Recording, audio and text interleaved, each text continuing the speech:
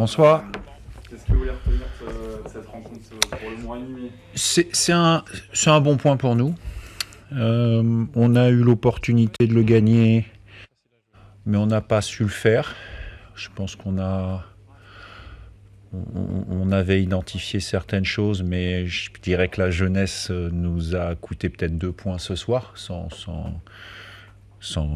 rendre coupable la personne concernée. Mais c'est vrai qu'il y a des détails, notamment sur coup de pied arrêté, dont on avait parlé, et joueurs qui étaient identifiés pour s'occuper d'Emia sur ce type de situation.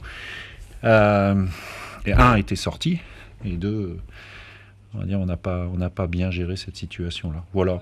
Quand on a l'opportunité à l'extérieur de mener 2 fois au score, et que l'adversaire revient en plus en poussant, en ayant des qualités offensives, je pense qu'il faut savoir aussi se contenter de ce match nul. Donc des regrets. Je suis content du point, d'autant plus que on était presque à espérer 3.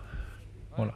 Par contre, encore une fois, parce que l'erreur est humaine, mais j'invite tout le monde à regarder l'action de la 17e minute 25 secondes, parce que c'est à 1-0 pour nous, c'est un pénalty flagrant. Voilà, encore une fois, ça peut arriver à tout le monde de ne pas le voir. C'est à mon avis non seulement pénalty, mais en plus ça peut être carton rouge, donc ça peut changer aussi des choses, parce que ça peut faire un ballon de 2-0. Voilà.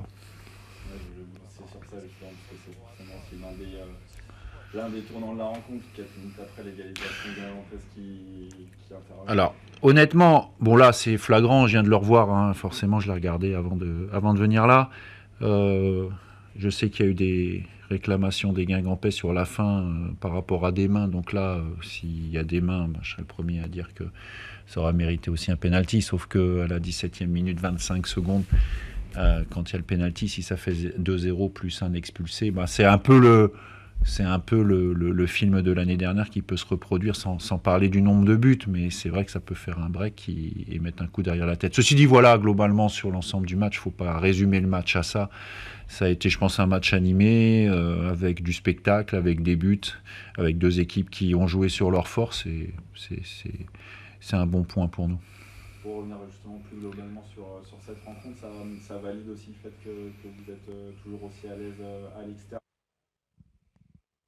Démarré justement ici en février. Vous êtes là depuis, il n'y a aucune autre équipe de Ligue 2 qui a pris autant de points que vous dehors. Mais je pense que l'équipe, à travers notamment les joueurs qui sont là maintenant depuis plusieurs mois, prend confiance et commence à appliquer les principes de jeu de manière de plus en plus cohérente. C'est normal parce qu'ils se connaissent bien.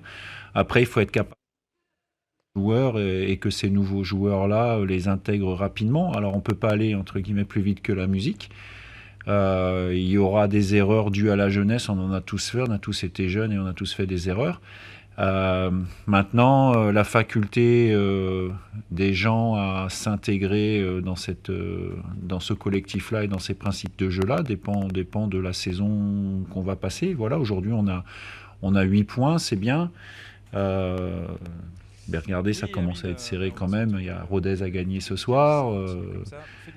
Bastia est devant avec 11 points. Ça fait 3 points devant nous. Donc voilà, c'est assez serré, même si on n'est qu'après 5 journées. Et en tout cas, il faut continuer à s'appuyer sur ces principes qui fonctionnent, mais sur lesquels tout le monde doit s'investir et apprendre vite, notamment pour ceux qui sont arrivés dernièrement.